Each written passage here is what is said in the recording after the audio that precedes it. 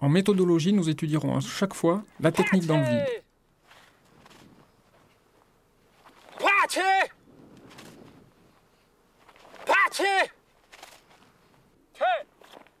Les plans suivants seront des plans sur les appuis qui sont essentiels dans la réalisation de tous les coups de pied.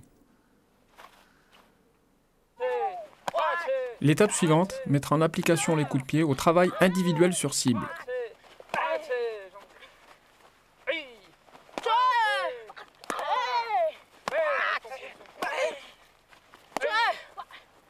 Changement sur place, Pandal Chagi en barrière.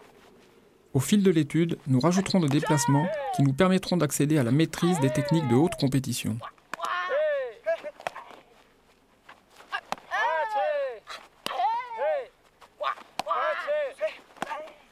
Le changement de garde avant le Pandal Chagi permet de déclencher une réaction chez l'adversaire que l'on peut tout de suite exploiter derrière.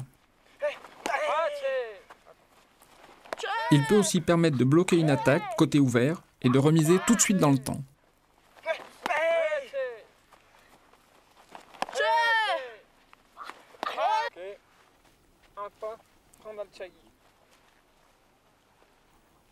Un pas Pandal Chagi permet de se retrouver à distance de frappe.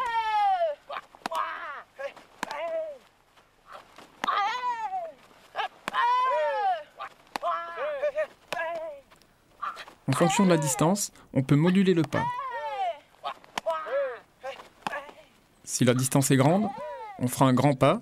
S'il y a une petite distance, un petit pas. Très important de partir très vite, de façon à éviter de se faire contrer sur le pas. Deux pas Pandal Chagi avec Kiap.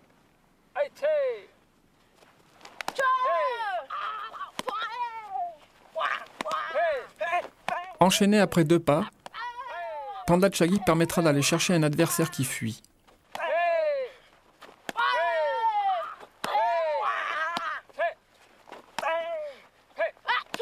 Très important d'être très rapide sur les pas, toujours pour éviter le contre.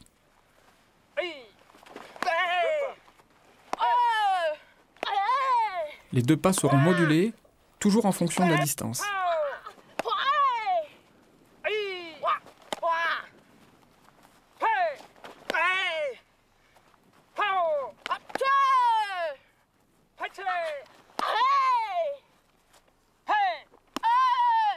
La quatrième étape de la méthodologie sera le travail individuel sur cible.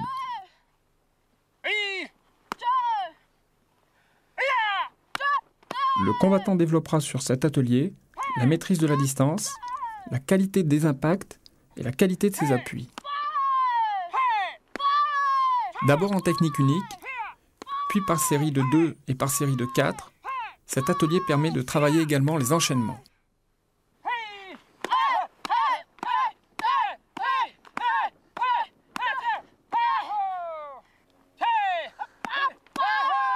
Dès que les coups de pied sont maîtrisés, on peut jouer sur le rythme.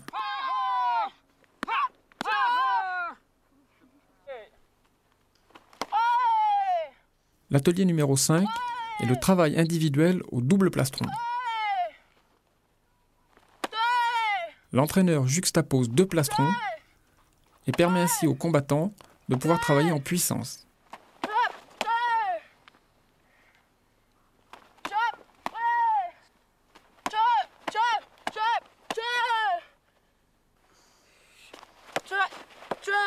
L'atelier 6 est le travail à deux avec plastron.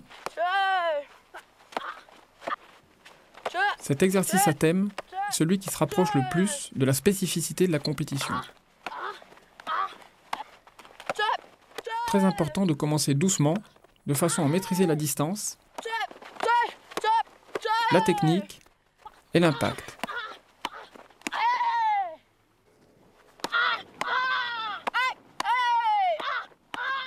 Une fois la technique maîtrisée, on peut travailler la qualité de l'impact.